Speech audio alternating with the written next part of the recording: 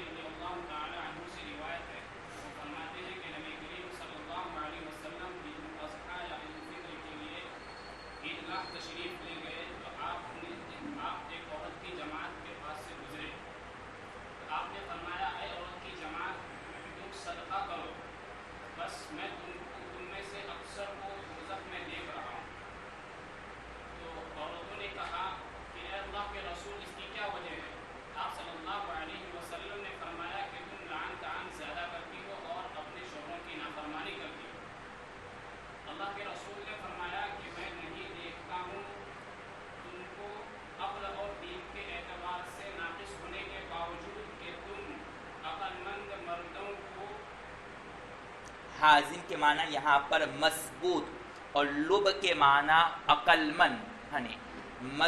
اس کا ترجمہ کیا ہوگا؟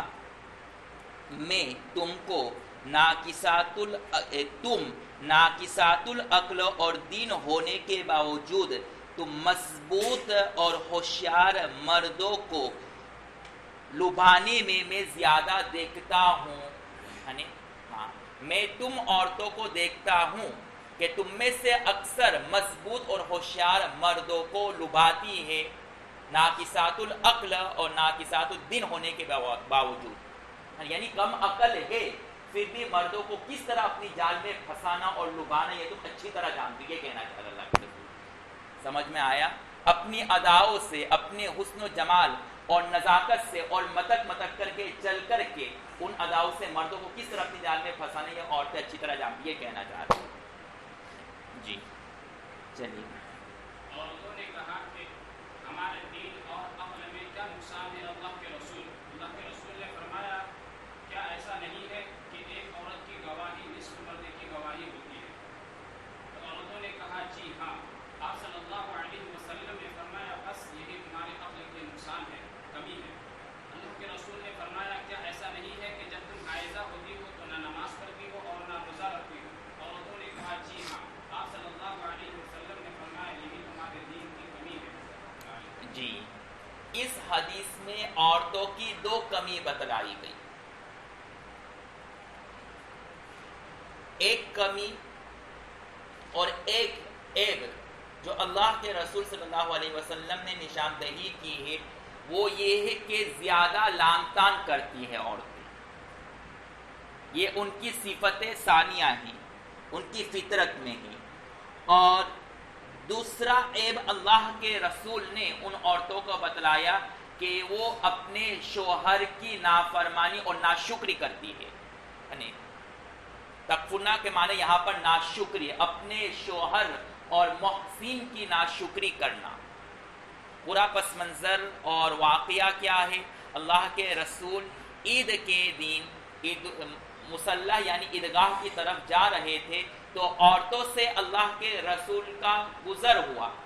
اب اللہ کے رسول کا عورتوں سے گزر ہونا اتفاقاً تھا یا جان بوجھ کر کے تھا تو دونوں ہی روایت مروی ہے، دونوں ہی طرح کے قول مروی ہے کہ اللہ کے رسول اتفاقاً وہاں سے گزرے تھے اور بعض حضرات فرماتے ہیں کہ اتفاقاً وہاں سے گزرے تھے.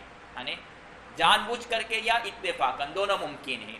بہرحال اللہ کے رسول عورتوں کے پاس گئے چاہے بالقصد ہو یا بلا قصد ہو اور مقصود یہ تھا کہ ان کو واضح و نصیحت کرے، چونکہ وہ ممبر سے دور تھی، وہاں تک بات نہیں پہنچ پاتی، اس سے اللہ کے رسول ان کے پاس سے گزرے تاکہ ان کو واضح و نصیحت کرے۔ معلوم ہوا کہ دور نبی میں عیدگاہ میں نماز پڑھنے کا رواج تھا، اور آج بھی یہی مسنون ہے۔ مسجد میں بوقت عذر پڑھنے کی اجازت ہے، ورنہ اصل سنت عیدگاہ میں کھلے ہوئے میدان میں نماز پڑھنا ہے عید کی۔ دوسری بات یہ بھی معلوم ہوئی کہ دور نبی میں عورتیں عیدگاہ اور مساجد میں آتی تھی اور اللہ کے رسول ان کو بھی واضح و نصیحت کرتے تھے، لیکن ساتھ ساتھ میں یہ بھی معلوم ہوئی کہ ان کا عیدگاہ یا مساجد میں آنا یہ قیودات کے ساتھ مقید تھے، اسی وجہ سے وہ بالکل کونے پر تھی اور اللہ کے رسول کو باقاعدہ ان کے پاس جانا پڑا۔ ایسا نہیں کہ مردوں کے ساتھ مختلط ہو گئی یا مردوں کے ساتھ ہائی ہیلو شروع کر دیا، نہیں، بالکل کونے پر۔ یہ بات معلوم ہوئی۔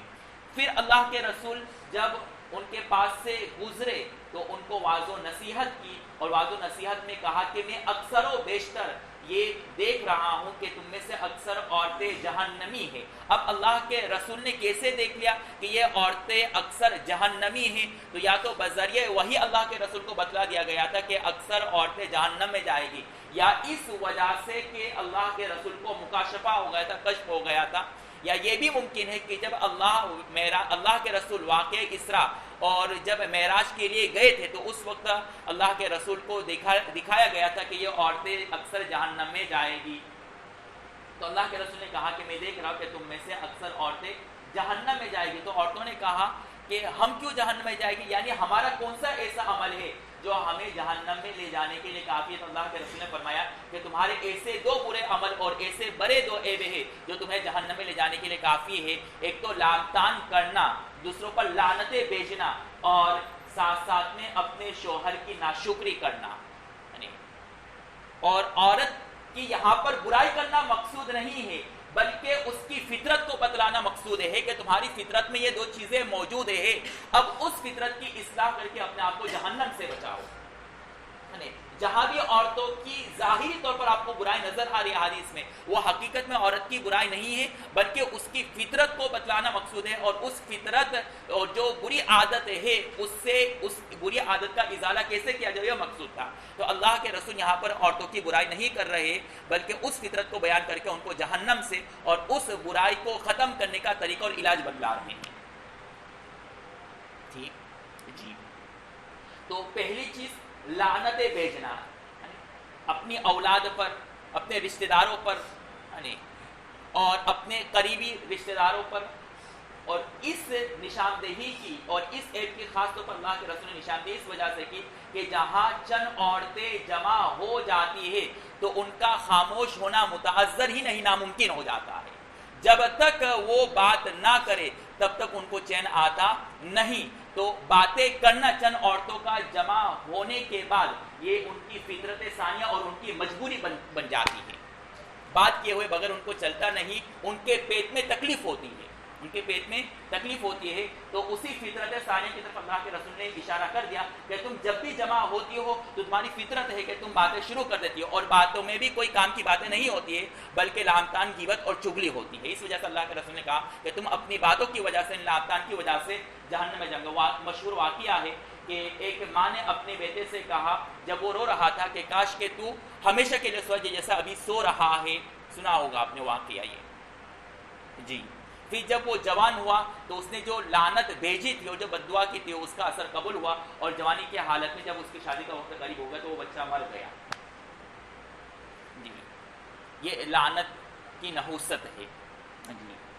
اور لعنت کا مسئلہ کیا ہے؟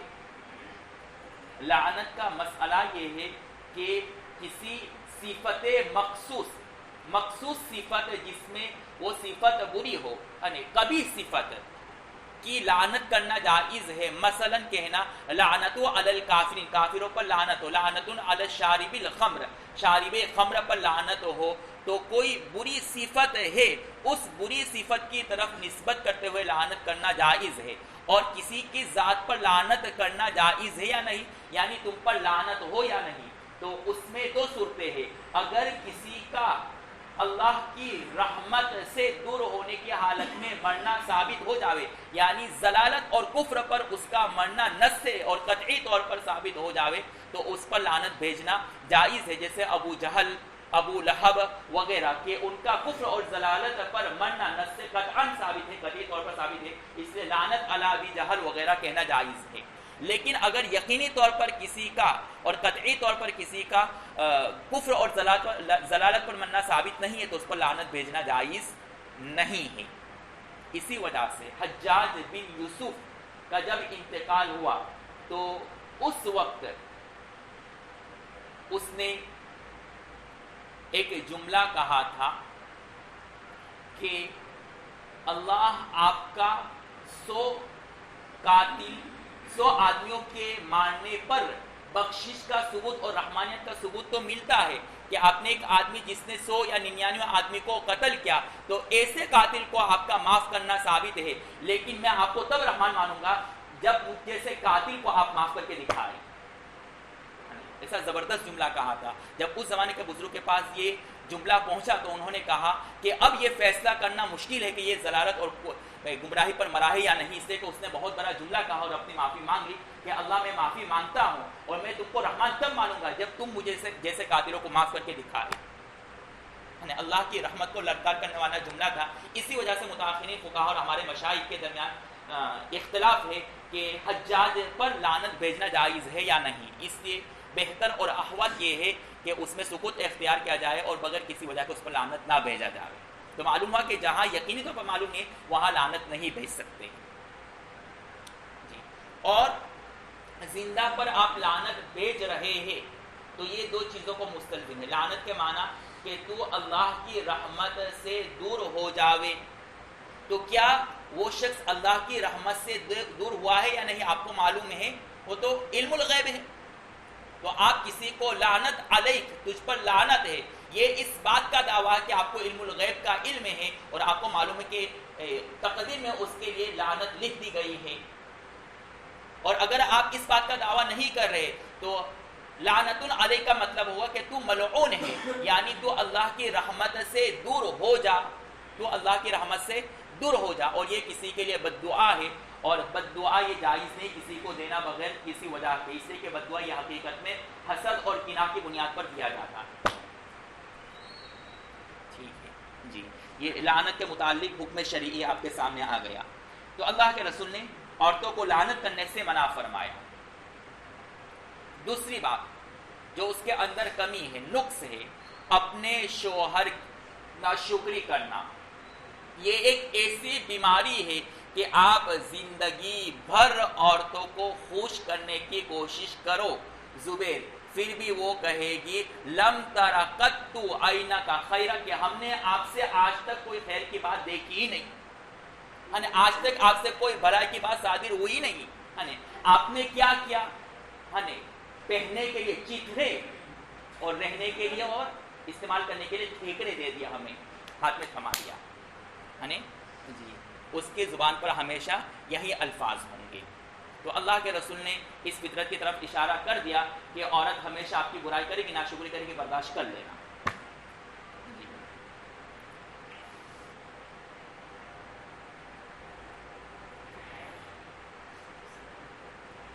پھر ایک مزید بات کی نشاندہی کرتے ہوئے اللہ کے رسول نے فرمایا کہ تم ناقصات العقل اور دین ہو، یعنی دین اور دنیاوی اعتبار سے تم ناقص ہو، ادھوری ہو، تمہاری سمجھ اوچھی ہے۔ کیا ہے؟ پاولی اوچھی چلی، نی پاولی اوچھی ہوئی، عقل بھی اوچھو نے دین بھی اوچھو، بننے میں اوچھو جی۔ پھر کہا کہ ہم کیوں ناقصات العقل والدین ہیں، تو اللہ کے رسول نے اس کی وجہ بتلا دی کہ جب گواہی دیتے ہیں تو تمہاری گواہی کے لیے 2 عورتوں کا ہونا ضرور اور مرد کا ایک، تو معلوم ہوا کہ تمہاری 2 گواہی ایک مرد کی گواہی کے برابر ہے، تو معلوم کہ یہ دین میں کمی ہے، دینی اعتبار سے کمی۔ اسی طریقے سے جب حیض آتا ہے تو مرد تو روزہ وغیرہ رکھتے ہیں، نماز پڑھتے ہیں، لیکن عورتیں اس میں نماز نہیں پڑھ سکتی ہے، تو اگرچہ ان کو نماز پڑھنے کا ثواب نہیں ملے گا یا روزے چھوڑنے کا گناہ نہیں ہوگا، لیکن ثواب تو کم ملے گا کہ نہیں، ثواب تو کم ملے گا۔ یہ اس سوال کا جواب ہو گیا کہ حیض کا آنا یہ عورت کے اختیار میں نہیں ہے، تو پھر یوں کہنا کہ دینی اعتبار سے اس میں کمی آ گئی، تو یہ تو ایسی چیز کا مکلف بنانا یا اس کی طرف ایسی چیز کو منسوخ کرنا جو اس کے اختیار میں نہیں، تو اس کا جواب ہو گیا کہ شریعت اس پر اس کا مواخذہ نہیں کر رہی، اور شریعت یوں نہیں کہہ رہی کہ یہ کمی ہے تمہارے اندر، بلکہ یوں بتلانا چاہ رہی کہ اس کی وجہ سے تمہارا ثواب کم ہو گیا۔ شریعت کی طرف سے کوئی مواخذہ نہیں ہے، یہ دینی اعتبار سے ان کے ناقص ہونے کی علامت ہے۔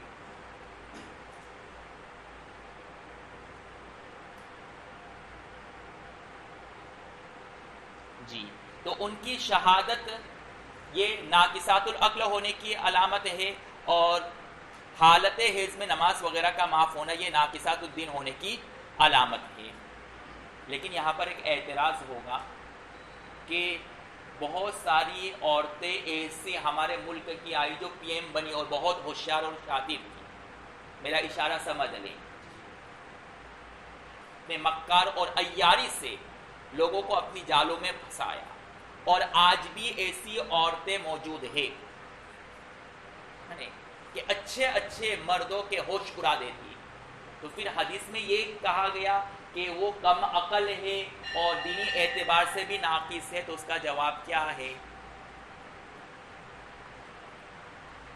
تقابل ہوتا ہے برابری میں۔ یہاں پر جو تقابل بتلایا گیا ہے وطن، خاندان، زمانہ اور دور کے حساب سے اور خاندان کے حساب سے، ایک خاندان کے عورتیں اور مرد، ان کی عمر، ان کی صلاحیت وغیرہ ساری چیزوں کو دیکھ کر کے پھر تقابل کیا جاوے، تو اس تقابل کے بعد جب کریں گے تو پتہ چلے گا کہ عورت کم ہی ہوگی مرد کے مقابلے میں۔ لیکن برابری نہیں تقابل میں، آپ ایک شہری عورت کا مقابلہ کر رہے بہار کی ایک دیہاتی مرد سے، تو وہ شہری صورتی عورت اپنی عیاری اور مکاری سے بہار کے اس دیہاتی اور کھیت میں کام کرنے والے آدمی کو چنے کے بھاؤ میں بیچ دے گی۔ یہ تقابل نہیں کر سکتے آپ، برابری کا نہیں۔ اسی طرح آپ نے وہاں ثانی میں پڑھا ہوگا کہ مرد زیادہ مومن کم کھاتا ہے کافر کے مقابلے میں، آگے روایت جی۔ تو آپ نے دیکھا ہو کہ بہت سارے مسلمان بسا اوقات بہت کھاتے ہیں، پنجم میں ایک طالب علم 10-12 روٹی کھا لیتا ہے، تو پھر اس کا کیا جواب ہے؟ اس کا بھی یہی جواب ہے جو بھی میں نے دیا، تقابل برابری میں ہونی چاہیے جی۔ بس جائیے۔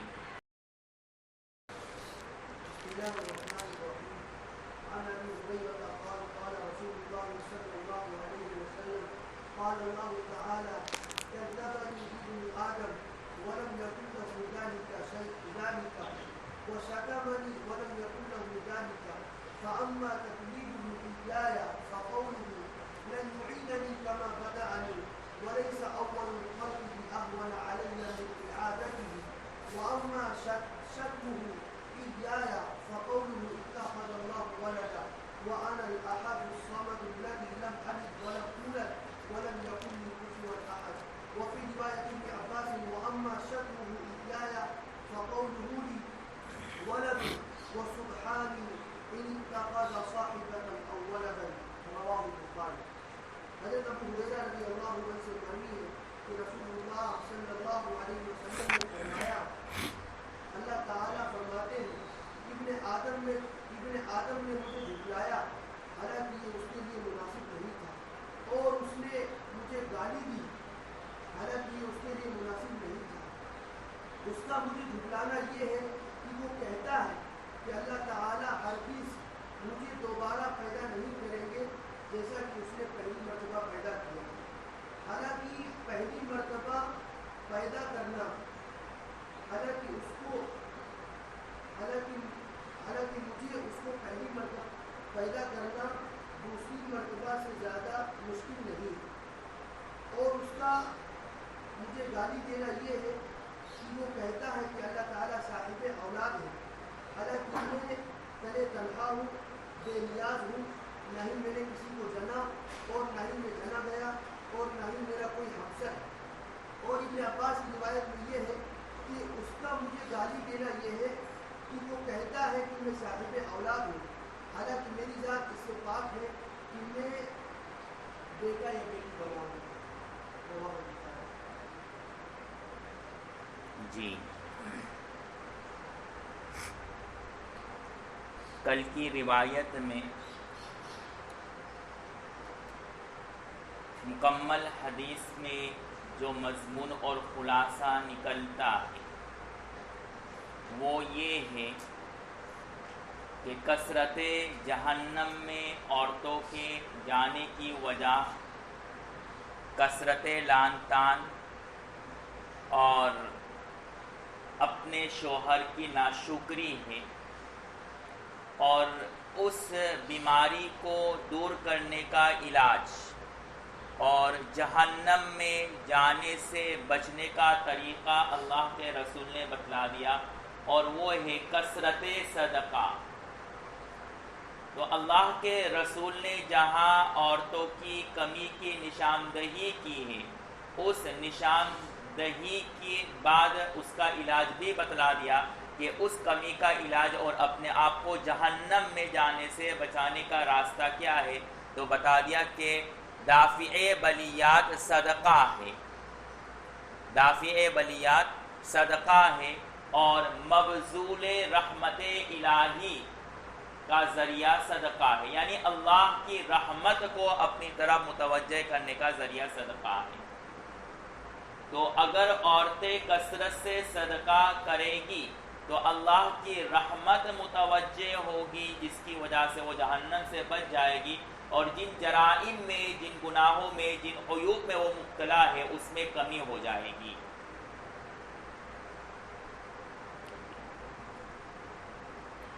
اور دوسری بات بتلا دی گئی کہ عورت ناقصات العقل والدین ہے۔ جب عورت ناقصات العقل و ناقصات الدین ہے تو وہ امور جو مردوں کے حوالے اور سپرد کیے گئے ہیں، عورتوں کو ان امور کو سپرد نہیں کرنا چاہیے، عورتوں کو ان امور کی انجام دہی کے لیے ذمہ دار نہیں بنانا چاہیے۔ بس امامت صغرا یعنی مسجد میں امام بننا، اسی طریقے سے امامت کبریٰ یعنی خلافت، خلیفہ بننا، پی ایم بننا ملک کا، یہ عورت کے ذمے حوالے نہیں کیا جائے گا۔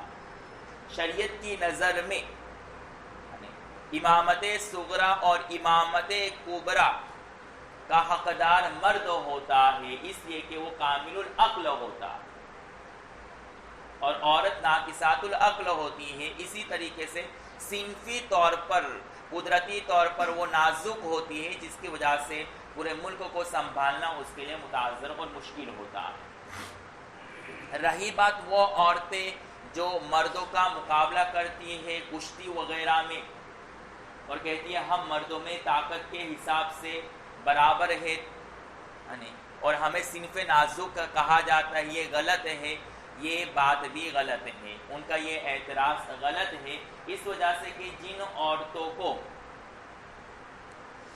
کشتی کے میدان میں لڑایا جاتا ہے یا پھر پولیس یا فورس وغیرہ میں لیا جاتا ہے، تو یہ بچپن ہی سے ان کو ٹریننگ دی جاتی ہے تاکہ اس کا جسم اس طریقے سے بن جاوے، ورنہ قدرتی طور پر وہ صنف نازک ہی ہوتی ہے، مسلسل جہد اور محنت کے بعد وہ اس مقام پر پہنچتی ہے۔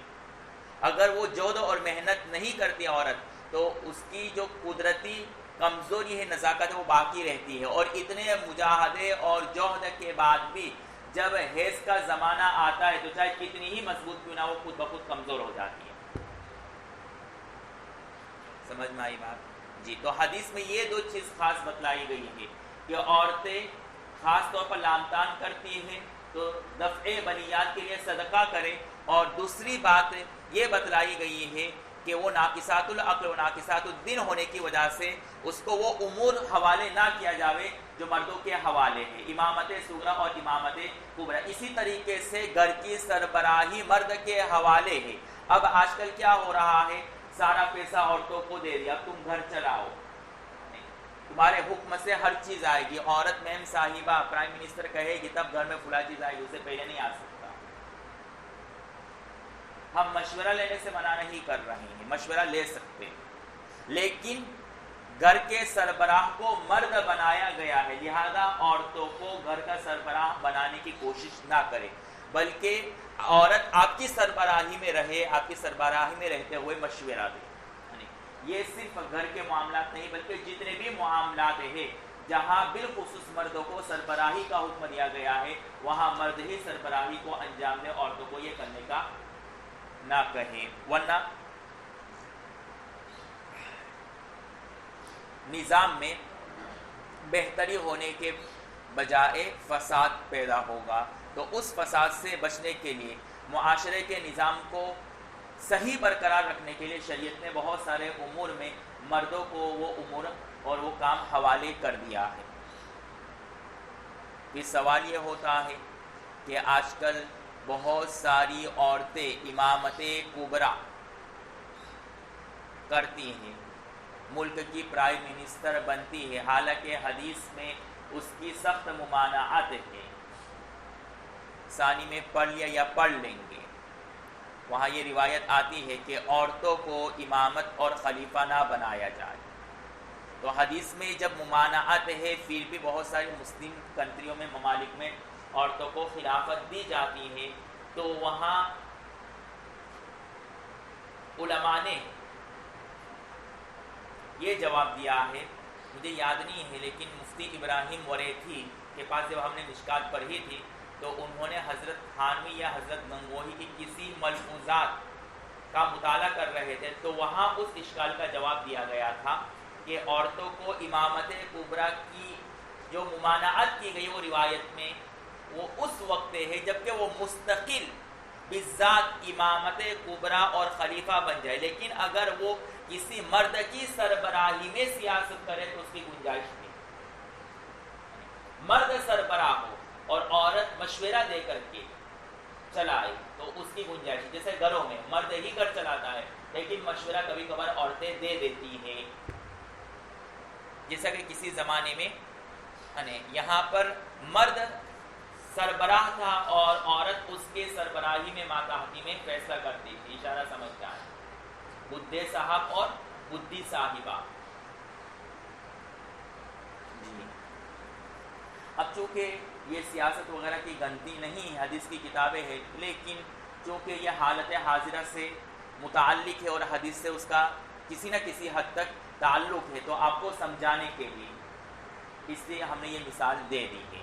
بہرحال اگر اس طرح کی صورت اور شکل ہو تو اس کی اجازت نکلے گی، ورنہ اس کی اجازت ہرگز نہیں ہے۔ جہاں عورت مختار کل ہو، مرد کو دخل کا اختیار نہیں ہے، تو پھر ایسی قیادت اور ایسی امامت کبریٰ عورت کو حوالے ہرگز نہیں کی جائے۔ یہی وجہ ہے کہ عورتوں میں کوئی نبیہ نہیں بنی، اللہ نے کسی عورت کو نبی بنا کر کے مبعوث نہیں فرمایا، اس لیے کہ وہ ناقصات العقل و ناقصات الدین ہوتی ہے، اور جو شخص ناقصات العقل و ناقصات الدین ہے تو دوسرے کو صحیح رہنمائی نہیں کر سکتا ہے۔ دوسری بات، سربراہ وہ بنتا ہے جو کامل اور اکمل طریقے پر سمجھدار ہو، دین اور دنیاوی دونوں سمجھ اچھی طرح رکھتا ہو، لیکن اگر سربراہ اور حاکم ایسے شخص کو بنا دیا جائے جو کمتر اور رذیل ہو عقل و سمجھ میں، تو پورا نظام درہم برہم ہو جائے گا۔ آپ ایک فیکٹری اور کمپنی ہی کو لے لیں، اگر باس اناری ہو، انگوٹھا چھاپ ہو اور اس میں کام کرنے والے سب ہوشیار ہو، اس سے 10 گنا ہوشیار ہو تو اس کی چلے گی نہیں، وہ حیران ہو کر کے چلتی پکڑے گا۔ سب لوگ اس کو یا تو پیسے کے لیے چاپلوسی کریں گے اور پھر اس کے پسے پشت اس کی برائی کریں گے، جس کی وجہ سے اس کی پوری کمپنی ڈوب جائے گی، اس کی چلتی نہیں ہے۔ لیکن آج معاملہ برعکس ہے، خرچ شوہر کرتا ہے، پورا گھر وہی چلاتا ہے، لیکن حکومت کس کی چلتی ہے؟ عورت کی۔ کمپنی میں باس آپ کو تنخواہ دے تو حکومت اس کی چلے گی نہیں، یہ ایک اصول ہے، تو جو آپ کو تنخواہ دے رہا ہے، جو پورا نظام چلا، حکومت اسی کی چلے گی۔ تو گھر کا پورا نظام شوہر چلا رہا ہے، لیکن حکومت کس کی چلتی ہے؟ امی اور اولاد کی۔ کس کی چلتی ہے؟ امی اور اولاد کی۔ باپ صرف کس حد تک رہ گیا ہے؟ گھر کے لائٹ بل بھرنے کے لیے، بچوں کو پال پوسنے کے لیے اور بستر گرم کرنے کے لیے، بس اس سے زیادہ نہیں ہے۔ ہاں، اے ٹی ایم مشین بن چکا ہے۔ مرد جو سربراہ ہے وہ کیا بن گئے؟ اے ٹی ایم مشین، بس پیسے نکالتے رہو اور ڈالتے رہو، بس اور کوئی کام نہیں۔ ٹھیک ہے، یہاں پر ڈالو اور وہاں پر ڈالو، اس سے زیادہ کی گنجائش نہیں ہے جی۔ یہ سارے فسادات کی سب سے بڑی جن یہ ہے کہ ہم نے قیادت عورت کے حوالے کر دیا ہے، اور وہ امور جو عورت کو حوالے نہیں کرنے چاہیے ہم نے اس کو حوالے کر دیا ہے جی۔ آگے کی روایت میں کس مضمون کو بیان کیا گیا ہے؟ حضرت ابو ہریرہ رضی اللہ تعالیٰ عنہ فرماتے ہیں کہ اللہ کے رسول صلی اللہ علیہ وسلم نے فرمایا کہ اللہ نے فرمایا کہ ابن آدم میری تکذیب کرتا ہے۔ دیکھیں جس حدیث میں اللہ کے رسول صلی اللہ علیہ وسلم مضمون کی نسبت اللہ کی طرف کرے اس حدیث کو حدیث قدسی کہتے ہیں۔ یہاں پر اللہ کے رسول کیا فرماتے ہیں کہ اللہ نے کہا، تو اللہ کے رسول صلی اللہ علیہ وسلم نے جو ہمیں کلام سنایا، جو باتیں سنائی، وہ 3 قسموں پر ہے۔ پہلی قسم کلام الہی، دوسری قسم حدیث نبوی، اور تیسری قسم ہے حدیث قدسی۔ کلام الہی میں الفاظ اور معانی دونوں اللہ کی طرف منسوب ہوتے ہیں، اس کو وحی مطلوبی کہتے ہیں۔ الفاظ بھی اللہ کی طرف سے اور معانی بھی اللہ کی طرف سے ہو تو اس کو کلام الہی کہتے ہیں۔ اور حدیث قدسی میں حدیث معنی اور مضمون اللہ کی طرف سے ہو اور الفاظ اللہ کے رسول کے ہو،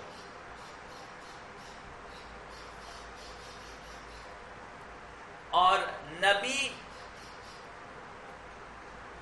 اس مضمون کی نسبت اللہ کی طرف کر کے یوں کہے قال اللہ تعالی،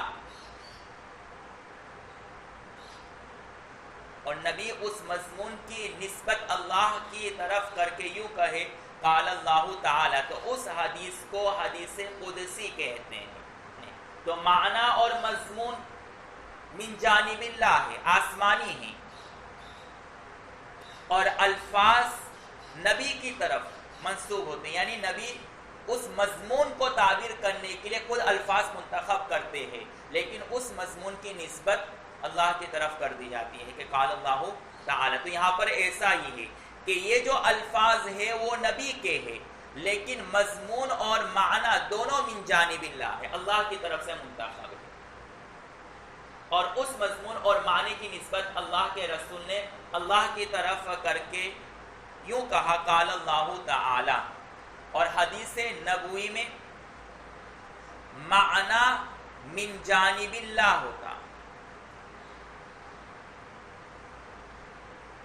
الفاظ نبی کے ہوتے ہیں، اور نسبت بھی رسول کی طرف کی جاتی ہے۔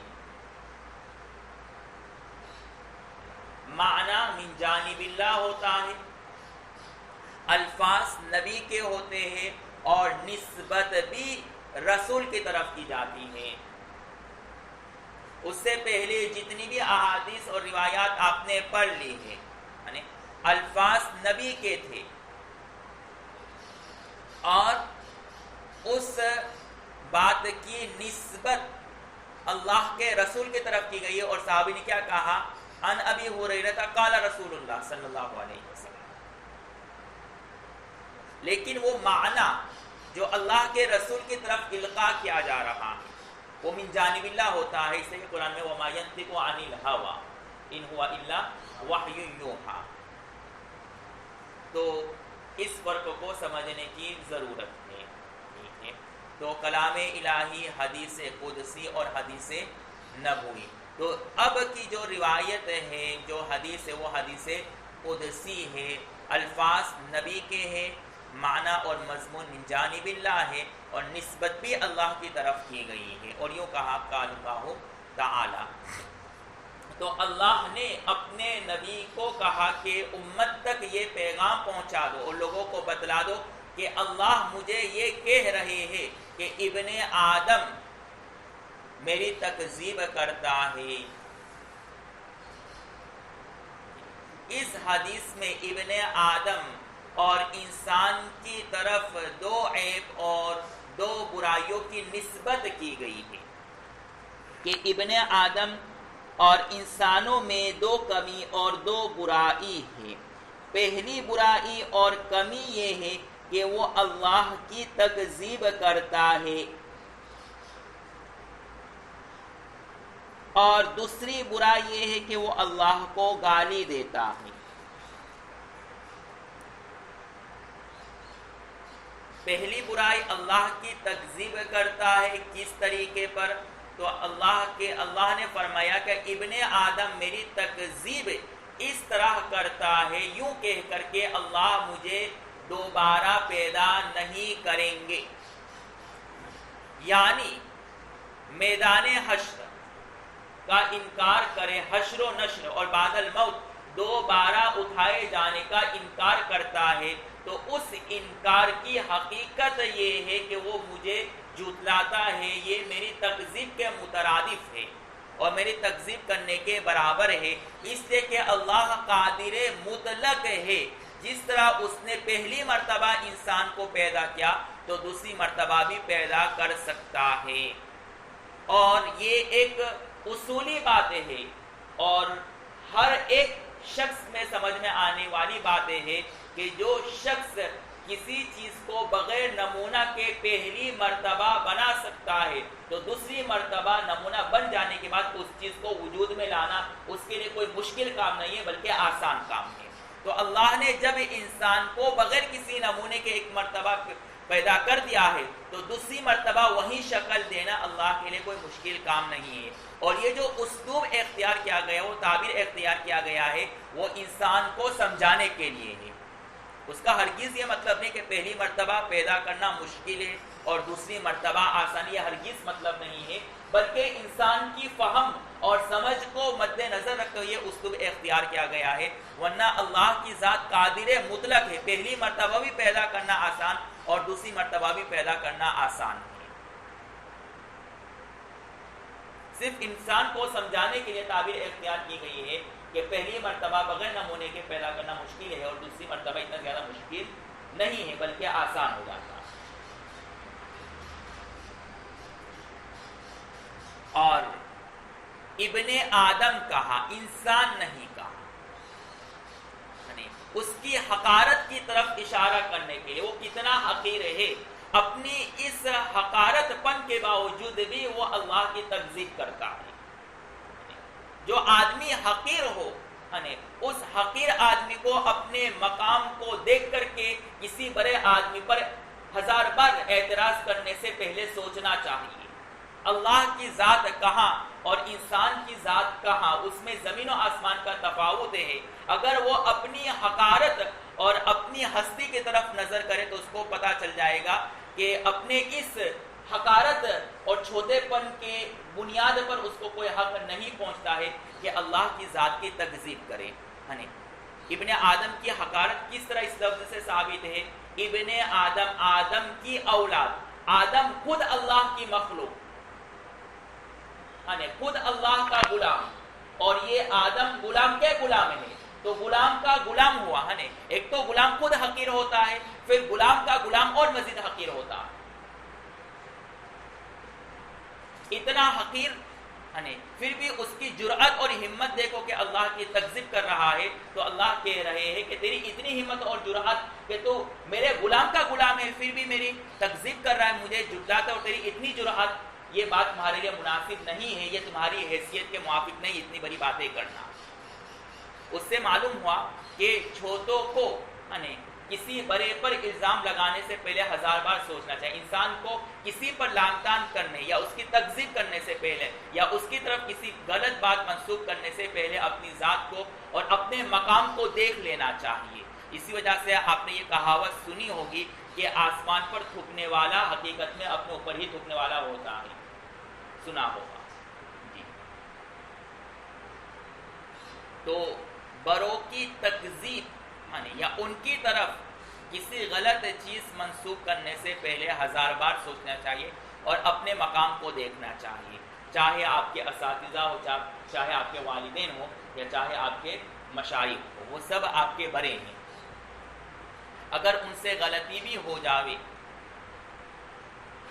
تو شریعت اجازت نہیں دیتی ہے کہ آپ ان کی طرف کسی بری چیز کی نسبت کرو یا ان کے ساتھ زبان درازی کرو، بلکہ آپ ان کے بڑے کے پاس جائیں، ہوم منسٹر کا پاس جائے، ان کا جو آپ کے ابو ہیں ان سے شکایت کر دے، وہ اگر ان کی دانت لگائے تو ٹھیک ہے، آپ کو حق نہیں ہے سنانے کا کہ آپ نے یوں کیوں کیا، لائٹ بل کیوں نہیں بھری آپ نے، فیس کیوں نہیں دیا آپ نے۔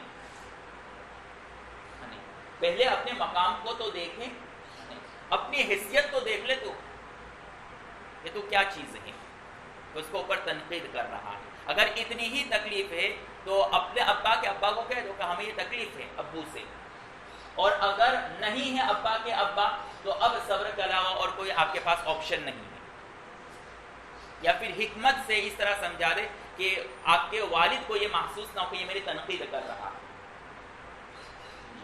لیکن آج پورا معاملہ برعکس اور الٹا ہو گیا۔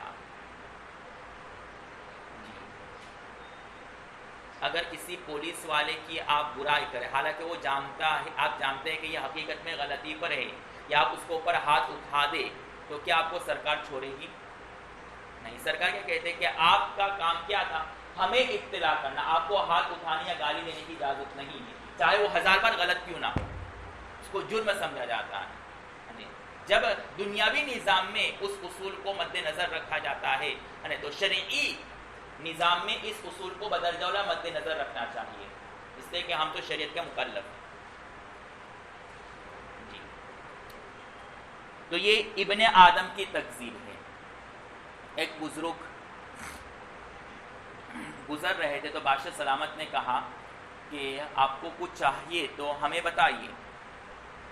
تو اس بزرگ نے کہا کہ میں اپنے غلام کے غلام سے کیا لوں، میں اپنے غلام کے غلام سے کیا لوں؟ تو بادشاہ نے کہا کہ کیا مطلب میں اپنے غلام کے غلام سے کیا لوں؟ تو کہا دنیا میری غلام ہے اور تم دنیا کے غلام ہو، تو تم غلام کے غلام ہوئے، اور غلام کے غلام سے لینا یہ میرے شان کے خلاف ہے، میری گستاخی ہے، نہیں چاہیے تمہارا کچھ۔ پھر آگے جواب دیا کہ یہ کعبۃ اللہ ہے، کعبۃ اللہ میں ہوتے ہوئے رب بیت اللہ سے آج تک میں نے دنیا نہیں مانگی، دنیا بنانے والے سے میں نے دنیا نہیں مانگی، تو تجھ سے کہاں سے مانگوں گا؟ تو حقیقت میں انسان غلام کا غلام ہے، اور اگر عاشق دنیا ہے، اس کے دل میں دنیا ہی محبت بیٹھی ہے، تو وہ غلام کے غلام کا غلام ہے، اتنے نیچا گر جائے گا وہ، بالکل آخری حد، اپنے غلام کا غلام۔ اور دوسری برائی انسان کے اندر، اللہ تبارک و تعالیٰ فرماتے ہیں کہ وہ یہ ہے کہ مجھے گالی دیتا ہے، اور مجھے گالی دینے کا مطلب کیا ہے؟ کہ کہتا ہے کہ اللہ کی اولاد ہیں، ان کی بیوی ہے، تو میری طرف اولاد اور زوجہ کی نسبت کرنا اور یوں کہنا کہ اللہ صاحب اولاد ہے، ان کی بیوی ہے، اہلیہ ہے، یہ حقیقت میں مجھے گالی دینا اور مجھے شت دینے کے مترادف ہے۔ لہذا اللہ کی طرف زوجہ اور صاحب اولاد کی نسبت کرنا یہ اللہ کو گالی دینے کے مترادف اور اس کے برابر ہے۔ جیسا کہ نصارہ نے عیسیٰ کو ابن اللہ کہا، یہود نے عزیر کو ابن اللہ کہا، اور کفار مکہ اور مشرکین مکہ نے کیا کہا؟ ملائکہ اللہ کی بیٹیاں ہے، اور جنوں کی شہزادیاں اللہ کی بیویاں ہے۔ دیکھیے عجیب فلسفہ ہے، اپنی طرف بیٹیوں کی نسبت کرنا اتنا عیب سمجھتے تھے کہ اس کو زندہ درگور کر دیتے تھے، اور عورتوں کو اور بیٹیوں کو، عورتوں کو کہہ دیا کہ یہ اللہ کی بیٹیاں ہیں، ملائکہ اور اللہ کی بیٹیاں ہیں، تو ملائکہ کو کیا بنا دیا؟ بیٹیاں۔ اور جو جنات کی شہزادیاں ہوتی ہیں، پریزادیاں ہوتی ہیں، ان کو کیا کہہ دیا؟ اللہ کی بیویاں ہیں۔ کتنی جہالت کی بات ہوگی جی۔ تو اللہ کی طرف زوجہ اور صاحب اولاد کی نسبت کرنا، یہ اللہ کو گالی دینا ہے۔ آج بھی اس طرح کے فرقے پائے جاتے ہیں نصارہ اور یہود میں۔ ہم جس کنٹری میں رہتے تھے وہاں جو عیسائی حضرات ان کا یہی عقیدہ تھا، عقیدہ تثلیث، یعنی عیسیٰ مریم دونوں روح الامین کے توسل سے خدا کا جز بنتے ہیں۔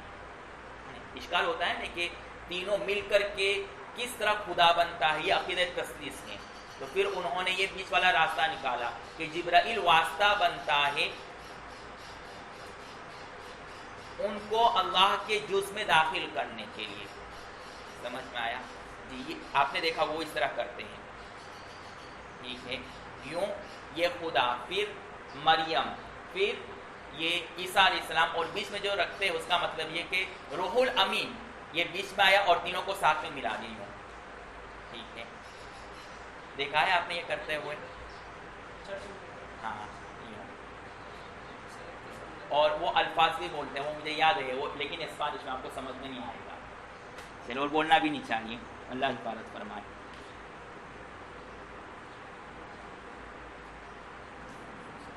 بس جائیے، الدہر میں زمانہ ہو، وہ آگے کی حدیث ہے نا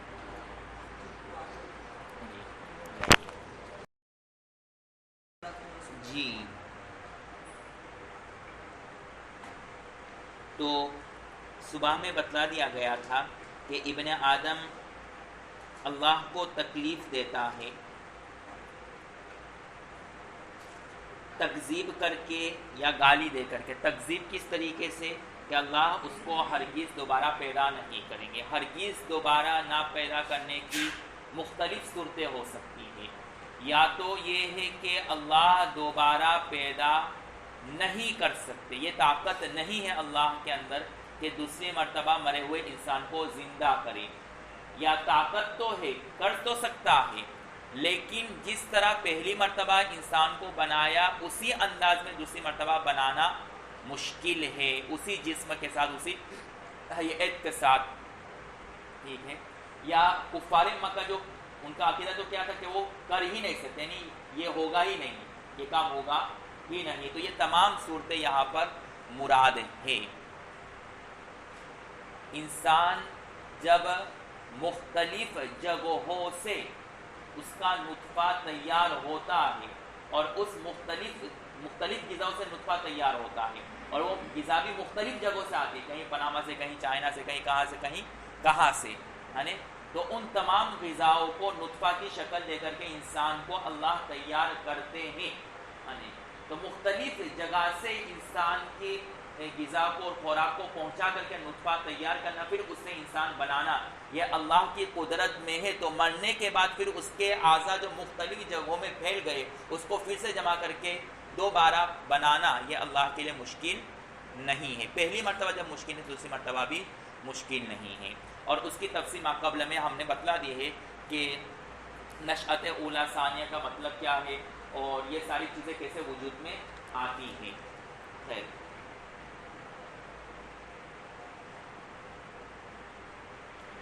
پھر کہا کہ انسان مجھے گالی دیتا ہے۔ گالی دینے کا مطلب کیا ہے؟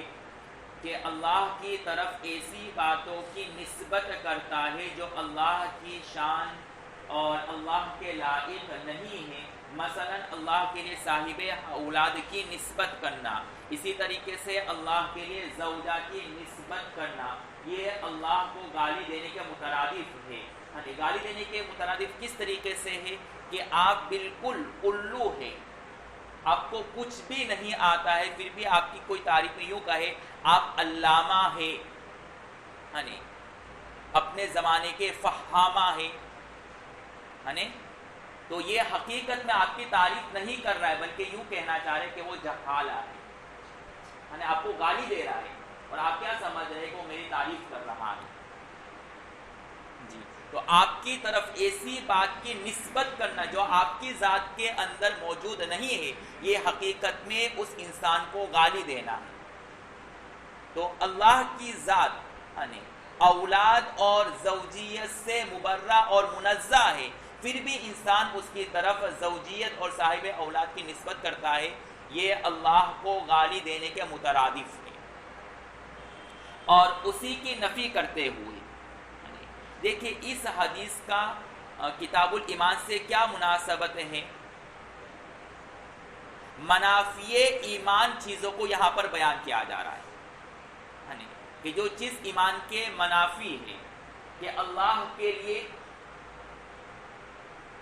صاحب اولاد اور زوجیت کی نسبت کریے ایمان کے منافی۔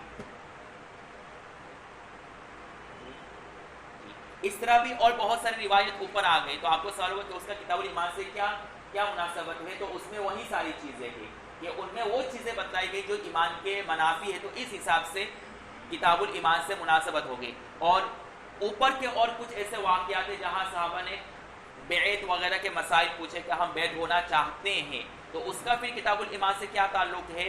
تو اس میں ایمان کو قوی بنانے والے اعمال کے بارے میں بتلایا گیا، جیسے مجھ سے بیعت کرو کہ تم چوری نہیں کرو گے، زنا نہیں کرو گے، تو یہ ایمان کو بڑھانے والی چیزیں، ان چیزوں سے روک کر کے انسان اپنے ایمان کو بڑھاتا ہے۔ تو جتنی بھی حدیث اب تک آئی ہے، یا تو اس میں ایمان کے بڑھانے والے اعمال بتلائے گئے ہیں، اس وجہ سے اس کا تعلق کتاب الایمان سے ہے، یا اس وجہ سے کہ اس میں منافع ایمان کی باتوں کو بتلا دیا گیا ہے۔ اس حساب سے ان مذکورہ حدیث جو اب تک آپ نے پڑھ لیا ہے، اس کا کتاب الایمان سے اسی طریقے سے تعلق اور مناسبت ہے۔ اس سے کوئی اعتراض نہیں ہوگا کہ ان روایت کا ہمیں دور دور تک کتاب الایمان سے کوئی واسطہ نظر نہیں آتا ہے، کیونکہ ساری کتابیں اس کو بیان کرتے، تو اس کا میں نے جواب دے دیا ہے۔ تو اللہ کی طرف نسبت کرنا کہ صاحب اولاد اور زوجیت ہے، یہ ایمان کے منافی ہے، یہ ایمان کے لیے زہر قاتل ہے۔ اب اسی کی تردید کرتے ہوئے اللہ تعالیٰ آگے فرماتے ہیں کہ وَأَنَا الْأَحَدُ الصَّمَدُ الَّذِي لَمْ أَلِدْ وَلَمْ أُولَدْ وَلَمْ يَكُنْ لِي كُفُوًا أَحَدٌ۔ یہ حدیث آیت کریمہ سورہ اخلاص جو آپ نے پڑھا ہے اس سے مقتبس اور ماخوذ ہے۔ بہت ساری حدیثیں وہ ہوتی ہیں جس میں اس آیت کی تفسیر یا اس آیت سے لیا گیا ہے، تو جو آپ نے سورہ اخلاص پڑھا ہے اسی سورہ اخلاص کا ایک خلاصہ اور اس کا ایک اقتباس یہاں پر بیان کیا گیا ہے حدیث کے آخری الفاظ میں، کہ انسان کہتے ہیں میں صاحب اولاد ہوں یا میری زوجہ ہے، تو اللہ نے اس کی تردید کر دی کہ میں صاحب اولاد نہیں ہوں۔ کیوں؟ اس لیے کہ میں احد ہوں اور صمد ہوں۔ احد یکتا، جس کے کوئی پارٹس نہ ہو، جس کے کوئی اجزاء نہ ہو۔ جب اللہ کے پارٹس اور اجزاء نہیں ہے تو پھر اولاد کہاں سے؟ اس لیے کہ اولاد یہ تو جزئیت ہے۔ تو انا احد، میں احد ہوں، یعنی میرے کوئی پارٹس اور اجزاء نہیں ہے۔ جب پارٹس اور اجزاء نہیں ہے تو میں اولاد سے منزہ اور پاک ہوں۔ اور اولاد کی ضرورت کیوں پڑتی ہے؟ تاکہ وہ اپنے باپ کی مدد کرے، اور مجھے کسی مدد کی ضرورت نہیں ہے، اس لیے کہ میں صمد ہوں۔ صمد کس کو کہتے ہیں؟ بے نیاز کا ترجمہ کہتے ہیں، لیکن امام بیضاوی رحمۃ اللہ علیہ فرماتے ہیں کہ صمد کے لیے جو ہم بے نیاز کا ترجمہ کرتے ہیں، اردو زبان میں کوئی ایسا لفظ نہیں ہے جو کماحقہ صمد کے معنی کو ادا کر سکے، اس لیے کہ صمد کے معنی ہے الذی یسمد الیہ ولم یسمد احدا، کہ وہ ذات جس کے سب لوگ محتاج ہیں لیکن وہ کسی کا محتاج نہ ہو۔ الذی یسمد الیہ ولم یسمد احدا، وہ ذات جو سب لوگ اس کے محتاج ہیں اور کوئی اس کا محتاج نہ ہو۔ اس لیے بہت سارے علماء کہتے ہیں کہ یہاں پر صمد کا ترجمہ بے نیاز کے بجائے آپ دائرے کیوں کہے کہ وہ ذات جو یکتا ہے اور سب اس کے محتاج ہے اور کوئی اس کا محتاج نہیں ہے۔ تو جب اللہ کی ذات یکتا ہے اور اس کو کسی کی ضرورت نہیں ہے تو اولاد کی بھی ضرورت نہیں ہے، بلکہ جتنے بھی لوگ ہیں، جتنے بھی صاحب اولاد ہیں، جتنی بھی مخلوقات ہیں، وہ سب اللہ کے محتاج ہیں۔ پھر آگے کہا وَلَمْ يَكُنْ لَهُ كُفُوًا أَحَدٌ، یعنی کہ میرے مقابل کا کوئی نہیں، میرا ہمسر اور میرے برابر اور ٹکر کا کوئی نہیں ہے، یعنی میرا ہمسر نہیں، تو اس سے زوجیت کی نفی کی گئی ہے۔ یہ جو آخری لفظ ہے کہ میرا کوئی ہمسر نہیں ہے، میرے برابر کا اور ٹکر کا کوئی نہیں ہے، یہ علت ہے کس بات کی؟ کہ عدم زوجیت کی نفی کی علت ہے کہ میری کوئی زوجہ نہیں ہے۔ کیوں؟ اس لیے کہ زوجیت کے لیے ہمسر برابر کا ہونا، ہم جنس کا ہونا ضروری ہے۔ آپ نے وقایہ میں کتاب النکاح میں کتاب کی تعریف پڑھا، ہوا عقد موضوع لملک المتعتی ای استمتاع الرجل من المرأتی، وہاں آپ نے پڑھا کہ استمتاع الرجل من المرأتی سے امام صاحب نے مسئلہ مستنبط کیا ہے کہ ہم جنس ہونا نکاح کے لیے ضروری ہے، لہذا جنی عورت یا پری عورت سے نکاح کرنا جائز نہیں، اس لیے کہ وہ ہم جنس نہیں ہے۔ تو اللہ کی ذات خالق ہے اور زوجہ یہ مخلوق ہے، تو اس میں جنسیت نہیں ہے۔ دوسری بات یہ ہے کہ اللہ کی ذات تذکیر اور تانیث سے مبرہ اور منزہ ہے، جبکہ زوجیت کے لیے تانیث کی صفت کا ہونا ضروری ہے، تو جنسیت پیدا ہو ہی نہیں سکتی ہے۔ اور جنسیت کا ہونا کیوں ضروری ہے نکاح کے لیے؟ تاکہ اولاد اور تناسل باقی رہے، آپ اپنے جنسی تعلقات قائم کر سکیں۔ جب نسبت ہی نہیں ہے تو آپ کے جنسی تعلقات کا حق ادا نہیں ہو سکتے ہیں۔ سمجھ میں آ رہی بات؟ جی۔ اور وہاں یہ بھی تفصیل پڑھ لی تھی کہ من الرجل من المرأة، استمتاع الرجل من المرأة سے استمتاع الرجل من الرجل اور استمتاع المرأة من المرأة نکل گئے، مرد مرد کا، عورت عورت کا کے ساتھ نکاح کرنا یہ بھی خارج۔ اسی طریقے سے خنثی مشکل بھی نکل گیا، اس سے بھی نکاح جائز نہیں ہے۔ بہرحال یہاں پر یہ بتلانا چاہتے ہیں کہ اللہ کا کوئی ہمسر نہیں ہے۔ جب ہمسر نہیں ہے تو زوجہ بھی نہیں، اس لیے کہ زوجہ کا ہمسر ہونا اور ہمجنس ہونا ضروری ہے۔ جی، اور مزید اس سلسلے میں کلام دیکھنا چاہتے ہیں تو مسجد فاطمہ میں سورہ اخلاص پر میں نے مفصل تفسیر کی تھی، اس پوری آیت پر، سورہ اخلاص پر، اور اس حدیث کی تشریح بھی کافی حد تک اس صورت کے ذریعے سے آپ حل کر سکتے ہیں۔ بہت کافی تقریباً 25 منٹ کا 25-20 منٹ کا بیان ہے، اس کو ضرور سنا جائے، بہت اچھا کلام ہے اس میں۔ آگے چلیے، عبارت پڑھیے۔ بسم اللہ الرحمن الرحیم، عن ابی ہریرہ قال قال رسول اللہ صلی اللہ علیہ وسلم، ایک منٹ،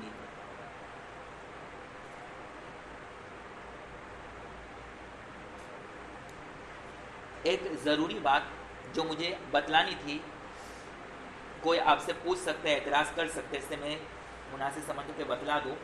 آپ آئیے ابو سعید خضری رضی اللہ تعالیٰ عنہ کی جو روایت ہے، ما رأیت ناقصات عقل و دین اذهب للب الرجل الحازم من احداکن، کیا کہا؟ من احداکن، یوں نہیں کہا من کن، احداکن تم میں سے ایک عورت، یعنی ہوشیار اور سمجھدار آدمی کو اپنے جال میں پھانس لیتی ہے، پھنسا سکتی ہے، اپنے قید میں اس کو مقید کر سکتی ہے، حالانکہ عورتیں تو بہت ساری تھیں، یا معاشر النساء، ہے تو اس کے مطابق کیا آنا چاہیے تھا؟ من کننا، نہ کہ اہدا کننا۔ یہ ایک باریک بات کی طرف اور لطیف بات کی طرف اشارہ کرنا مقصود ہے کہ عورتیں تو بہت ساری ہیں، لیکن ایک ہی عورت اپنے حسن و جمال اور نزاکت کی بنیاد پر مرد کو اپنے جال میں پھانس دیتی ہے، تو پوری عورت اگر جمع ہو جاوے اور پوری جماعت بنا لے تو پھر مرد کا کیا حشر ہوگا، انسان سمجھ ہی نہیں سکتا۔ جب ایک عورت کا یہ حال ہے کہ مرد کو پھانس سکتی ہے، جیسا کہ یوسف علیہ السلام کے ساتھ ہوا، ایک ہی عورت نے پھانس دیا اور ان کو جیل خانے میں بہرحال جانا پڑا، تو اگر تم میں سے ہر عورت اس طرح کرے تو پھر مرد کا بچنا متعذر ہے۔ تو ایک ہی عورت مرد کو پھنسانے کے لیے، لبھانے کے لیے کافی ہے۔ اور ایک بات معلوم ہوئی کہ مرد عورت کی طرف جلدی راغب ہو جاتا ہے، لیکن عورت مرد کی طرف جلدی راغب نہیں ہوتی۔ اس سے آپ نے دیکھا ہوگا عاشق اور معشوق والا جب معاملہ ہوتا ہے تو بتانے کے لیے مردوں کو بہت پاپڑ بیلنے پڑتے ہیں تب جا کر کے وہ مانتی ہے. مرد تو پہلے ہی فرسٹ نظر میں محبت ہو جاتی ہے, فرسٹ نظر میں ہی محبت ہو جاتی ہے بیچارے کو, ہے نا. ہاں, اور وہ نالائق اس کو گھماتی رہتی ہے, نخرے کرتی رہتی ہے, ہوشیاری مارتی رہتی ہے اور بھاؤ کھاتی. جب تک آپ اس کو بھاؤ نہیں دیں گے تب تک وہ آپ کی طرف راغب نہیں ہوگی. یہ بھی بتلانا چاہتا ہے کہ مرد بیچارہ اتنا بولا ہے کہ تھوڑی بھی اس نے ادائی دکھائی اور یوں ہائی ہیرو کر دیا تو بیچارہ وہ پیچھے چل پڑا. پھر آخر میں کہتے کہ ہم آپ سے اتنا بے تکلف رہ رہے تھے اس لیے کہ ہم آپ کو بھائی سمجھتے تھے. سمجھ میں آیا؟ ہاں, ہم نے ہماری آپ کے اور میرے جو بے تکلفی تھی وہ کس کے لیے تھی؟ بھائی بہن میں سمجھ رہا تھا آپ کو. ٹھیک ہے, اور یہ کچھ بھی نہیں مولوی صاحب, شادی ہو جاتی ہے اور رات پہلی رات سہاگ رات میں محترمہ کہہ رہی ہے کہ آج سے آپ میرے بھائی اور میں آپ کی بہن. سمجھ رہے ہیں جی؟ آج سے اور ابھی سے آپ میرے بھائی اور میں آپ کی بہن, یعنی ہاتھ نہیں لگانے کا. سمجھ رہے ہیں جی؟ ایسا ہوا ہے ہمارے سامنے. خیر, اللہ بہتر جانے. اچھا, دوسری بات کہ اللہ کے رسول نے کہا ناقصات عقل و دین, لیکن جب وہ سوال کر رہے تو پہلے کس کو مقدم کیا؟ دین کو, پھر بعد میں عقل کو. دیکھیں حدیث میں, حدیث کا الفاظ دیکھیں, اللہ کے رسول نے کیا کہا؟ تم ناقصات العقل و ناقصات الدین ہو. لیکن جب انہوں نے سوال کیا کہ ہم کیوں ناقص ہیں, تو پہلے انہوں نے کس جواب میں سوال میں کس کو مقدم کیا ہے؟ ناقصات الدین. وہ بھی بات ناقصات الدین والعقل, تو اس سے خود ان کے جو سوال انداز ہے اور سوال کرنے کا جو انداز ہے انہوں نے خود ثابت کرتے کہ واقعی وہ کم عقل ہی ہوتی ہے. انہوں نے جو سوال کیا اسی سے انہوں نے ثابت کر دیا ہے کہ کم عقل ہی ہے. اس لیے کہ اللہ کے رسول نے جو ترتیب اور اسلوب اختیار کیا اسی ترتیب سے ان کو سوال کرنا چاہیے تھا, لیکن سوال اس کے برعکس کیا, جس سے اس کی نشاندہی ہوتی ہے کہ وہ ناقصات العقل واقعہ ہے. جی, پھر مشکاۃ ثانی میں آپ نے پڑھا ہوگا کہ بعض عورتیں عاقلہ ہے, حدیث میں اس کا استثناء کیا, مریم علیہ السلام نے, عائشہ وغیرہ. پھر اس کا کیا جواب ہوئے؟ آیا کہ نہیں ثانی میں؟ نہیں آیا ہے تو آ جائے گا ضرور. وہاں جب یہ بحث آئے تو پوچھنا, ٹھیک ہے؟ وہاں اس پر بھی کافی تفصیل کلام ہوتا ہے. بہت کچھ جوابات دیے گئے, کئی اقوال ہیں اس میں, ایک دو نہیں کئی اقوال ہیں.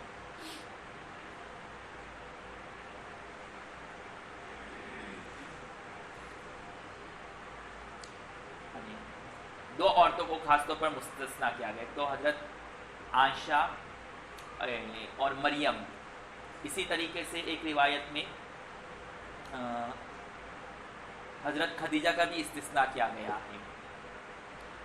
اس طرح کل ملا کر کے مختلف روایت کو جمع کر کے تقریباً 4 عورتوں کو کامل العقل قرار دیا ہے. تو پھر اب سوال یہ ہوتا ہے کہ اللہ کے رسول تو ایک روایت میں کہہ رہے کہ ناقصات العقل ہے اور دوسری روایت میں کہہ رہے کہ یہ تو کچھ عورتیں عقل ہے.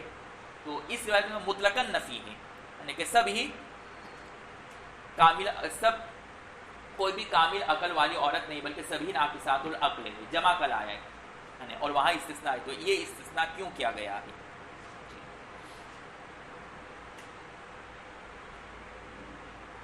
مناقب کا بیان شروع ہو گیا ہے. مناقب صحابہ, جی, اس میں حضرت فاطمہ کے جب مناقب کا بیان آئے گا تو اللہ کے رسول نے کہا کہ یہ میرے جسم کا ایک ٹکڑا ہے, اس پر ہمارے استاذ نے جو کلام کیا تھا غضب کا کلام کیا تھا, ہمیں کسی بھی شرح میں وہ کلام نہیں ملا تھا, بہت اچھا کلام ہے. اب وہ کہاں تھا کیا تھا وہ کافی میں نے لکھا ہے, لیکن انہوں نے حوالہ نہیں بتایا, مجھے پوچھنا پڑے گا. ہو سکتا ہے آپ کو نہیں پڑھا نا ابھی وہ مناقب فاطمہ, چلیے وہاں آ جائے گا. خیر, بس یہ 2 باتیں بتلانی تھی مجھے یہاں پر خاص طور پر کہ احدا کنہ کی قید کا اضافہ کیوں کیا, یعنی یہ بتلانے کے لیے.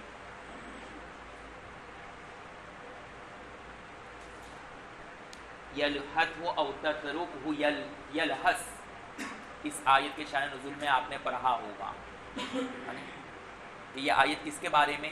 بلعم بن باورا کے بارے میں نازل ہوئی.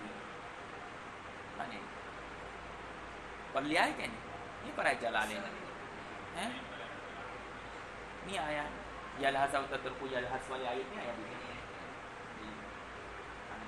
اس واقعے میں جو پورا شان نزول ہے اس کو پورا پڑھے تو اس سے پتہ چلا کہ عورت کتنی مکار ہوتی ہے کتنی مکار ہوتی ہے بلعم بن باورا بہت بڑا نیک المتقی تھا اس کو مردود کرنے والی عورت ہی تھی اور موسیٰ علیہ السلام ان کے مقابلے کے لیے لشکر لے کر کے آ رہے تھے تو بادشاہ اس وقت جو تھا وہ معلوم تھا اس کو یقین تھا کہ یہ ہمارے اوپر حلہ بولنے کے ان کو کامیابی ملنے والی ہی ہے اس لیے کہ نبی ان کے ساتھ ہے تو اس نے کیا کیا جب موسیٰ علیہ السلام کا لشکر پڑاؤ ڈالا کسی جگہ پر تو عورتوں کو بھیج دیا اور وہ پھنس گئے وہاں جس کی وجہ سے ان کو کامیابی نہیں ملی بہت تفصیلی واقعہ ہے وہاں اس کو ضرور پڑھیے تو اس سے پتہ چلے گا کہ عورت کس طرح اپنے مکر سے اچھے اچھے لوگوں کو پھانس لیتی ہے انبیاء اور ان کے ساتھ جو لشکر ہوتے ہیں اسی طرح کہ یوسف علیہ السلام کا واقعہ ہے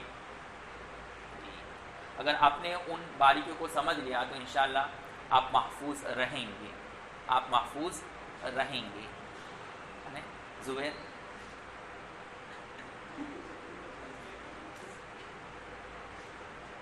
جی ترجمہ کیجیے بسم الله الرحمن الرحيم عن ابي هريره قال قال رسول الله صلى الله عليه وسلم قال الله تعالى يؤذيني ابن ادم يسب الدهر وانا الدهر بيدي الامر اقلب الليل والنهار متفق عليه. حضرت ابو هريرہ رضی اللہ عنہ سے مروی رسول اللہ صلی اللہ علیہ وسلم نے فرمایا اللہ تعالیٰ فرماتے ہیں کہ ابن آدم مجھے جھٹلاتا ہے وہ زمانے کو برا بھلا کہتا ہے حالانکہ زمانہ میں ہی ہوں معاملات میرے ہی قبضے قدرت میں ہیں میں ہی دن اور رات کی گردش دیتا ہے. جی اس حدیث میں حضرت ابو ہریرہ رضی اللہ تعالیٰ عنہ فرماتے ہیں کہ انسان اللہ کو تکلیف دیتا ہے ابن آدم صبح میں بتلا دیا کہ ابن آدم یہ اس کی تحقیر کے لیے بتلایا کہ اس کا مقام اور اس کی کوئی حیثیت نہیں پھر بھی اللہ کی ذات کو ایذا اور تکلیف دیتا ہے. ایذا کہتے ہیں ایصال المکروہ الی الغیر کسی کو مصیبت میں مبتلا کر دینا اس کو کیا کہتے ہیں ایذا. تو ایذا کی نسبت اللہ کی طرف کرنا صحیح نہیں ہے اس لیے کہ کسی کی مجال اور اتنی ہمت اور طاقت نہیں کہ اللہ کو کسی مصیبت اور تکلیف میں مبتلا کر سکے.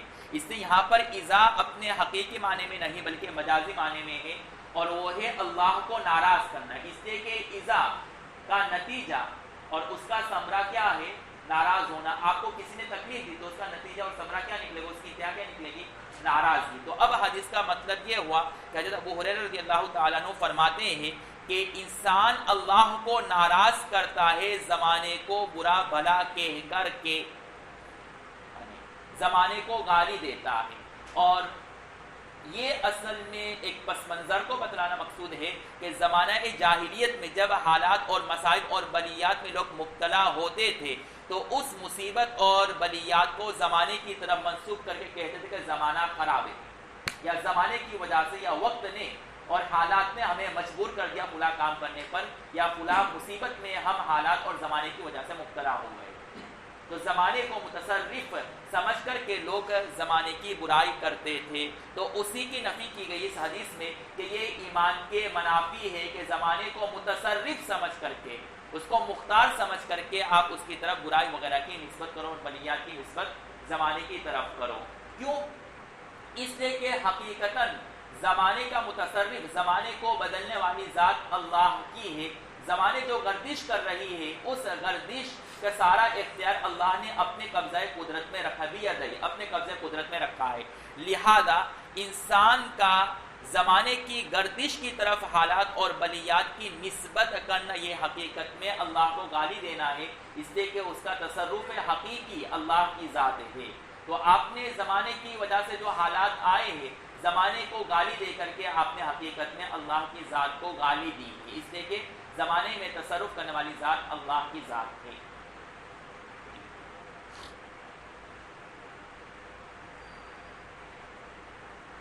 وَأَنَا الدَّهْرُ میں ہی زمانہ ہوں. آج ہی سے پڑھ لیں گے عشاء کی نماز یہاں پر، جب میں اطلاع دے دوں گا.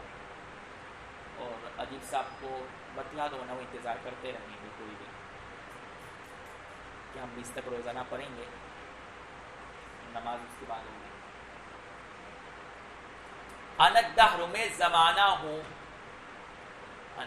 تو اس سے دوہریے کی تائید ہوتی ہے. دوہریہ کیا کہتے ہیں کہ زمانے ہی کی وجہ سے جتنی بھی چیزیں دنیا میں وجود میں آتی وہ زمانے کی وجہ سے، یعنی زمانہ ہی متصرف ہے، اسی کے تصرف سے یہ ساری چیزیں وجود میں آتی ہیں. اس لیے وجہ سے آپ نے سائنس وغیرہ میں پڑھا ہوگا کہ زمانے میں جب کچھ تبدیلی ہوئی تو پھر یہ کائنات دعا کی شکل اختیار کی، پھر دعا کی شکل کے بعد اس نے زمین کی شکل اختیار، پھر کچھ اور مدت گزرا، زمانہ گزرا تو پھر اس میں درخت اگ گئے، پھر انسان اگ گئے.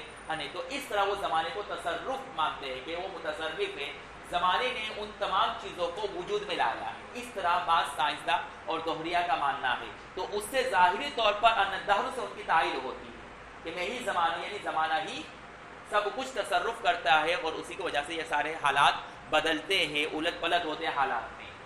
تو الدہر کی تعریف میں اور اس کی تشریح میں بہت سارے اقوال ہیں، جس میں سے اکثر محققین کا یہ کہنا ہے کہ الدہر یہ متشابہات میں سے، جیسے آیت کریمہ بہت سارے متشابہات ہیں، اس کا کوئی صحیح مفہوم ہمارے پاس نہیں ہے، اس کا معنی معلوم ہے لیکن اس کی کیفیت ہمیں معلوم نہیں. تو اللہ کا یہ کہنا میں زمانہ ہوں تو یہ متشابہات کے قبیل سے ہے. اور بعض علماء نے کہا ہے انا الدہر سے مراد ہے کہ انا متصرف الدہر یا انا مقلب الدہر.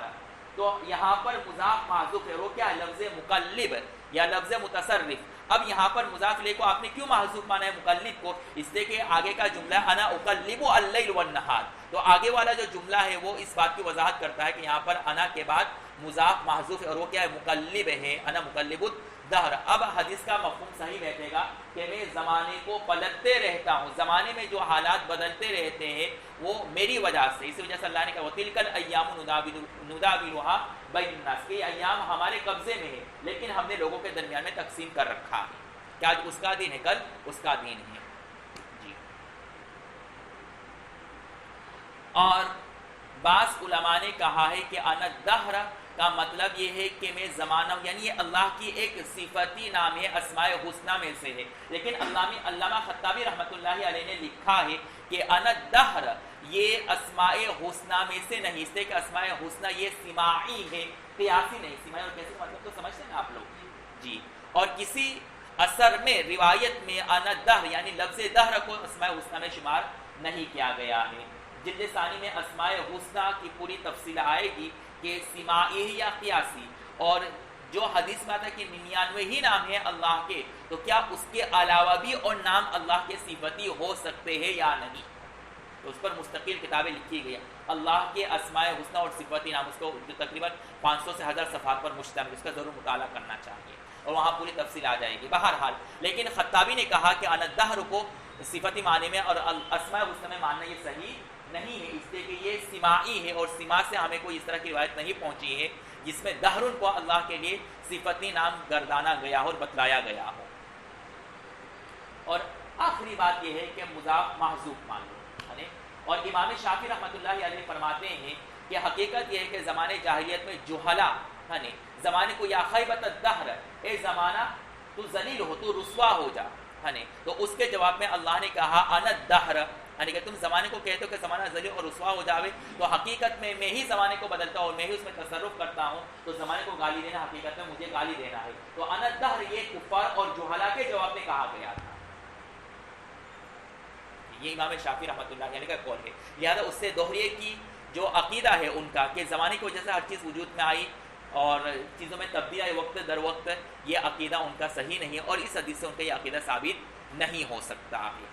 اسی طرح ان کا یہ عقیدہ کہ انسان پہلے بندر تھا، پھر زمانہ بدلتا رہا، وقت گزرتا رہا، پھر آہستہ سے اس کے جسم سے بال کم ہوتے گئے، پھر انسان اپنی اس شکل میں آج موجود ہے.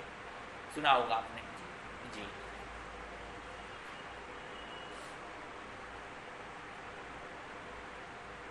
چلیے آگے.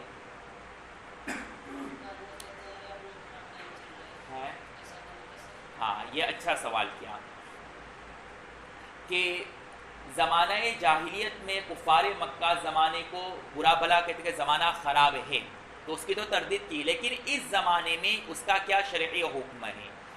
تو اس کا جواب یہ ہے کہ زمانہ جاہلیت میں کفار اور جہلا جو زمانے کو یا خیبت الدہر کہتے تھے، زمانے کی برائی کرتے تھے، وہ زمانے کو متصرف سمجھ کر کے کہتے تھے، اس وجہ سے سختی سے اس کی تردید کی گئی ہے۔ لیکن آج کل مسلمان جو زمانے کو برا کہتے ہیں اس کو متصرف سمجھ کر کے نہیں کہتے، بلکہ متصرف تو اللہ ہی کو سمجھتے ہیں کہ تصرف کرنے والا اور زمانے میں احوال کو پیدا کرنے والا، حالات بدلنے والی ذات اللہ ہی ہے، لیکن یوں ہی گالی دے دیتے زمانے کی طرف نسبت کرتے ہوئے، تو اس کی ممانعت تو ابھی بھی رہے گی، لیکن اس کی شدت کم ہو جائے گی اس مقابلے جو زمانے جاہلیت میں تھی۔ تو ممانعت کی شدت میں تھوڑی کمی ہو جائے گی۔ اس زمانے میں زیادہ شدت کے ساتھ روکا گیا، جس سے کہ اس کو متصرف القلوب سمجھتے تھے، لیکن اب ہم اس کو متصرف سمجھتے نہیں، بلکہ متصرف کون ہے؟ اللہ ہی کی ذات ہے۔ جی، اور اس پر آپ نے سوال کیا، اس پر ایک اور بات مجھے یاد آ گئی، اچھا سوال کیا کہ اس سے ایک اور بات معلوم ہوئی کہ اگلے قوموں کی ہلاکت کی سب سے بڑی وجہ یہ رہی ہے کہ جب بھی ان کے اوپر کوئی حالات آئے یا ان کے اوپر کوئی برائی اور مصیبت آئی تو اللہ کو یاد کرنے کے بجائے، اپنے بدعمالیوں کو دیکھنے کے بجائے انہوں نے زمانے کو یا خیبت الدہر کہا اور کہا کہ زمانہ برا ہے، اس وجہ سے اللہ نے ان کو ہلاک کیا۔ حالات ان کے اوپر اور بلیات اس وجہ سے آئے تاکہ وہ اپنے بدعمالی پر نظر ثانی کر کے اپنے آپ کو سدھارے اور اللہ کی رحمت متوجہ ہو، لیکن اپنے بدعمالیوں کی طرف نظر کرنے کے بجائے اس کی نسبت زمانے کی طرف کرتے، اس زمانے کو برا بھلا کہتے، جس کی وجہ سے اللہ نے ان کو ہلاک کر دیا۔ تو اس زمانے میں بھی یہی بات پائی جا رہی ہے کہ جب بھی ہمارے اوپر حالات آتے ہیں تو ہماری نظر اس بات پر نہیں جاتی ہے کہ ہمارے اندر کون سا گناہ یا کون سی ایسی کمی یا برائی ہے جس کی وجہ سے اللہ ہمارے اوپر یہ حالات اور مصیبت ڈال رہے ہیں، بلکہ ہم اس کو زمانے پر چھوڑ دیتے ہیں۔ ہمارے بچے بھاگ جاتے ہیں تو ہم کیا کہتے ہیں؟ ہمارے بچے بھاگ جاتے ہیں تو کیا کہتے ہیں کہ زمانہ خراب ہے۔ زمانہ خراب نہیں ہے، آپ نے کچھ ایسے الٹے سے دھندے کیے ہوں گے جس کی وجہ سے آپ کے ساتھ ایسا ہوا ہے، نظر ثانی کرو۔ جی، اسکول سے شکایت آئی کہ آپ کے بچے نے چوری کی، ماں باپ پریشان کہ ہم نے، اور خاص طور پر ماں کے، جب سے میں حاملہ تھی تو ہم نے عزم مصمم وعدہ کیا تھا کہ ہم کوئی گناہ کام اور غلط کام نہیں کریں گے جس کی وجہ سے پیدا ہونے والے بچے پر کوئی اثر پڑے، اور ہم نے اپنی زندگی میں چوری کرنا تو درکنار شبہ کا کھانا بھی نہیں کیا، مشتبہ روزی بھی اپنے گلے کے نیچے سے نہیں اتارا۔ پھر بہت سوچ اور تفکر کے بعد اس بات پر پہنچے کہ ہمارے گھر کے پاس جو ہمارا گھر کا جو ایریا ہے اس میں پڑوسی کے جو بیر کا درخت اس کی ٹہنی ہمارے گھر کے اس پار ہے، جس کی وجہ سے کچھ بیر گرے تھے اور ہم نے پڑوسی کی اجازت کے بغیر کھا لیا تھا، تو اس کا اثر یہ ہوا کہ بچے نے چوری کی۔ جی، دیکھنے میں چیزیں معمولی ہوتی ہیں لیکن اس کا اثر۔ فضیل بن عیاض رحمۃ اللہ علیہ فرماتے ہیں کہ جب بھی میں نے کوئی گناہ کا کام کیا یا وسوسہ آیا گناہ کا تو میں نے ضرور دیکھا کہ اللہ نے فوراً اس کے اوپر پکڑ کی، اور اگر پکڑ نہیں کی تو میرے ماتحت وہ میرے مخالف ہو گئے۔ سمجھ میں آ رہی بات؟ ہاں، تو جب بھی حالات آئے تو اس حدیث سے ہمیں یہ سبق ملتا ہے کہ اپنے بدعمالیوں کی طرف نظر ثانی کرے، یا خیبت الدہر اور یہ کہنا کہ زمانہ خراب اس نے ہماری بچی بھاگ گئی، یہ کہنا غلط ہے، یہ کہنا غلط ہے۔ اس طرح کے کئی واقعات ہیں۔ ایک صاحب تھے نہایت ہی دیندار، بددینی کا شبہ نہیں، اور اتنی دینداری کہ ان کا کہنا تھا کہ آج تک ہمارے دل میں گناہوں کے وساوس اور خیالات نہیں آئے، لیکن ان کے بچے بالکل لچے لفنگے بدماش، کوئی بھی آئے تو اس کے پیچھے لکڑی لے کر کے پتھر لے کر کے دوڑ پڑتے، ایسے ہوتے ہیں دیہاتوں میں بالکل آوارہ قسم کے، کوئی بھی آئے پیچھے دوڑتے ہیں مارنے کے لیے، بڈھا ہو یا جوان ہو سب کو حیران کرتے، ایسے ہوتے ہر دیہات میں۔ جی، تو پریشان، سارے لوگ بھی پریشان کہ ایسی کیا وجہ ہے کہ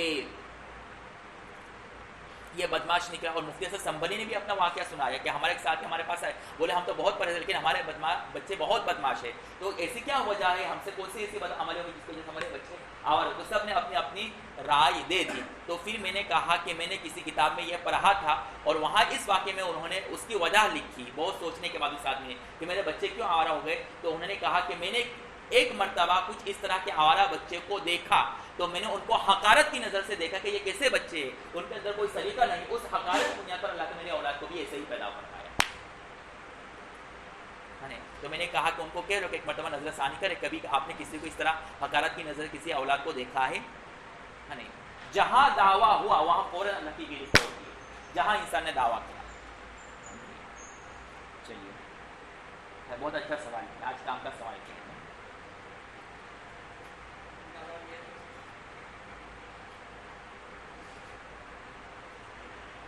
جی وقت ہو گیا.